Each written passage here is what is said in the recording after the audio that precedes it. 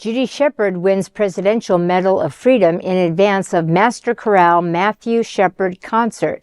In a well-deserved acknowledgment, President Biden presented Judy Shepard the Presidential Medal of Freedom.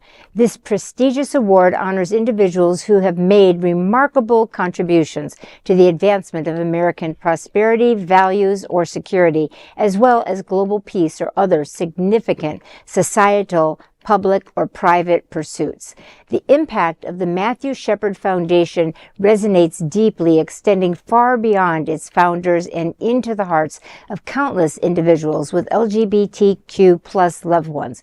Judy and Dennis initiated this organization following the tragic passing of Matthew in 1998 due to a brutal anti-LGBTQ plus attack in Wyoming.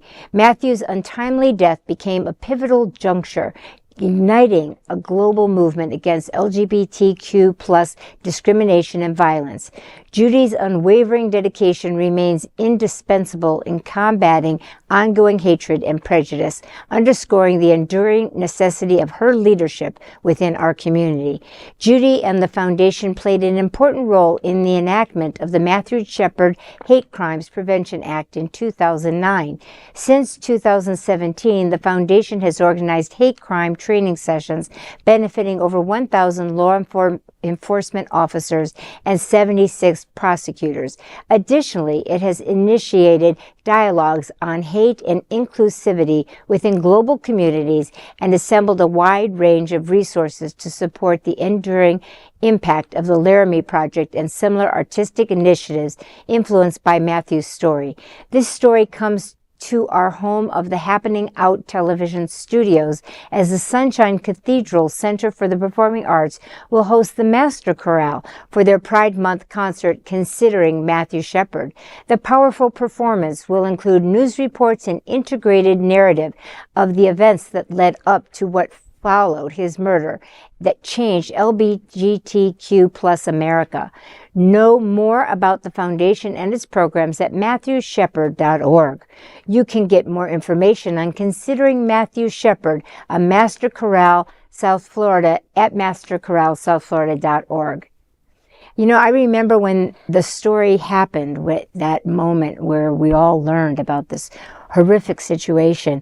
And I think it was one of the turning points where people started to feel the pain and relate to how could something like this happen to someone and to their child, to a family, to a young person, for just being themselves. And I get goosebumps just thinking about it right now. Me too.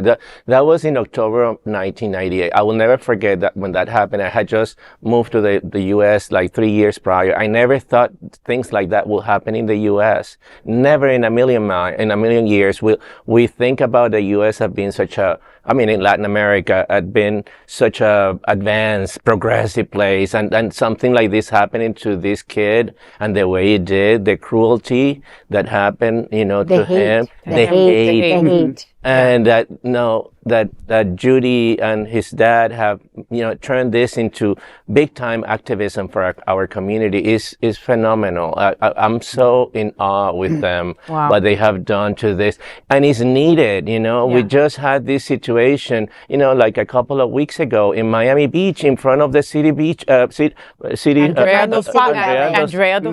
That's right, and you know, in the morning, and then she was killed by this guy in front, you know, in the middle of Miami Beach. Yeah. So this is not over. 1998, and now we're in 2024, and we're still there. And not a lot has changed, you know. I remember, and I remember this also. I was a kid, right? But I remember seeing this story because the story was everywhere, right? And that was unheard of for a gay story, right? Yeah.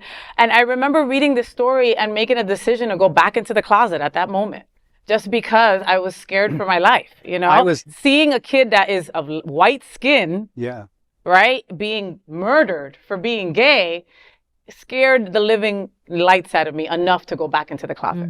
I mean, I was newly out myself. So, you know, this was like very pivotal years for myself because I come from a predominantly Republican family up in New Jersey. So, you know, as being the only gay person that's out, in a very large family, it was always very fearful for me that, I would possibly succumb to that type of fate. So, I had a lot of, reinforcement of that, where it was like, you have to be very careful when you're out and you have to be doing, so I remember just that where that the core of that fear started to set in around that. So, but I got to meet Judy Shepard a few years later at a convention, and she was speaking about the Matthew Shepard Foundation, and she's such a remarkable woman. She is. And I'll tell you, you when you hear the story and when she talks very personal to you, it's like your mom talking to you.